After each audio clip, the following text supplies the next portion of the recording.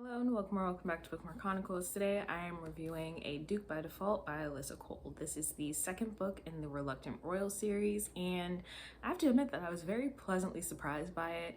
In this, we follow Portia Hobbs, who is the best friend to the main character in the first book, A Princess in Theory. And if you saw my review of book one, then you know that I hated Portia. I thought she was a terrible friend, and it made me really hesitant to pick this one up because I didn't think that I was going to enjoy her as a character.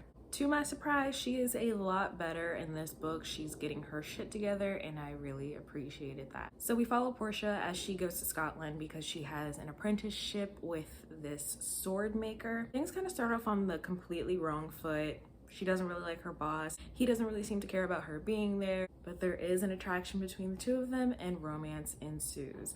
There were a few tropes in here that I didn't like that brought my rating down just a teeny tiny bit, and I felt like the ending wasn't completely done, like I still had some questions, but overall I'm rating this 4.5 stars. If you have not yet read A Duke by Default but would like to, this is your official spoiler warning. As always, let's start with the characters. When it comes to Portia, I was very pleasantly surprised to see that she was kind of taking a step back to re-examine her behaviors, the perception that other people have of her, and most importantly, her perception of herself. So I really appreciated the self-work that she was doing. There were some things that I didn't like that she did throughout the book, but we'll get to those in a minute. One of the main reasons that I was hesitant to read this book is because the little snippets of Portia that we got in A Princess in Theory made her seem like an absolute terrible person. So I was really nervous and I didn't think that I was going to like her. Alyssa Cole really proved me wrong on that one, so that was really exciting. For Tavish, I didn't really like him in the beginning.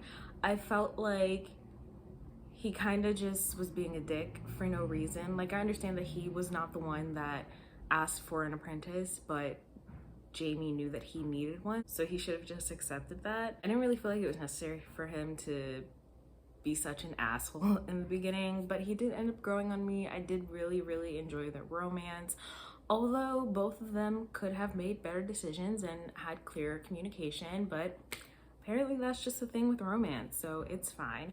I really enjoyed that we got to see a little bit of Naledi and Thabiso, and I really like the family aspect with Tavish's brother and Cheryl and all of them. And I like how accepting they were of Portia right from the beginning and how close she became with all of them. I like that we got to see a little bit more of Reggie and that we learned about the relationship between her and Portia. That was really nice. But when it comes to Portia's parents, I typically would never say something like this, but fuck Portia's mom. Has to be the most hated character in this book because she's so terrible when it comes to Portia, especially how they were like, oh, we're saving this job for you because you need a stable job that we approve of, so we're just gonna force you to do something that you have no interest in. And then they call again and they're like, oh, well, since it seems like you're gonna marry a dude, we gave the job to somebody else. What? And then her only being proud of Portia because she thinks she's about to marry royalty, like,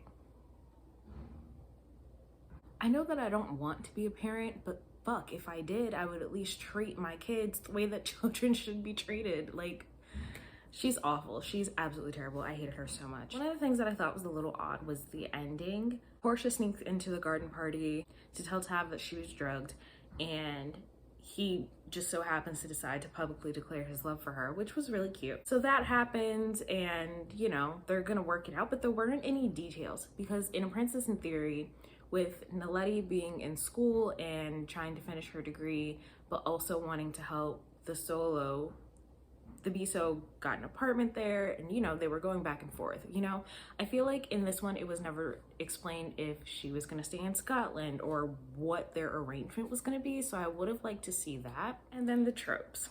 First, I really struggled with Portia's I've always been a fuck up, so I'm always gonna be a fuck up, because even in the beginning of the book, she has already made huge changes. She's not drinking, she's being more conscious, she's being more present, trying to be a better friend. Those are already huge steps to becoming a better person. So it's like, you're already doing the work to be better, and I feel like she was kind of self-sabotaging a little bit by not acknowledging the changes that she's made and just constantly throwing extra unnecessary self-doubt into the situation.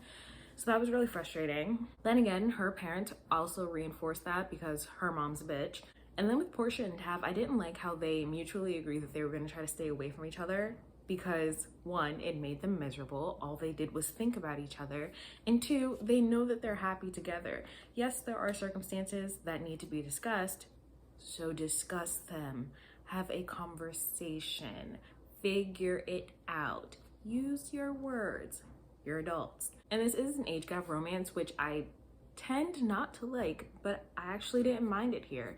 It's mentioned very briefly in the beginning that Portia is in her late 20s and Tav is described as a silver fox. And that's it. It's not weird, it's not creepy, it's not one of those just turned 18 creeper situations, and I really liked it, which is surprising. So I finally read an age gap romance that I actually enjoy, and I have an entire list from Nicole and who picked this book, so I definitely will be reading more. And I actually do want to say thank you to Nicole, because I probably would not have picked up this book so quickly if she hadn't told me it was an age gap romance, so thanks. And the last thing that I didn't like was the morning after the party when Portia wakes up hungover and realizes that something is wrong. Tav told her to leave because he didn't want the tabloids to keep attacking her. He was trying to protect her, but he didn't make that clear. So Portia thinks that he's telling her to leave because she's fucking up his reputation. Like, come on, people. Communication. There was also the part where Portia got mad that she told Tav that she was gonna leave soon, so they need to establish boundaries. But then she got mad at him for not asking her to stay. But then when he does ask her to stay, she's like, oh, so I'm just supposed to uproot my life for you? And it's like, ma'am, which one do you want? Please make up your fucking mind. I guess I should mention like all the Duke stuff. He's a Duke now. Like, that's, I mean, I didn't really care for that storyline, honestly. Thought it was weird that the former Duke's sister was like, oh, I came to seduce you. I will if you want me to. Like, ma'am, can you not? Please. So those are all my thoughts on A Duke by Default. Let me know if you have read this or if it's on your TBR. I just purchased the 2 novellas in the 3rd book in the series, so I will probably be reading those in the next couple of months and finish the series altogether. And I have to say that I'm actually looking forward to it, so we'll see how it goes. Otherwise, that's all I have for you today, and I'll see you in the next video.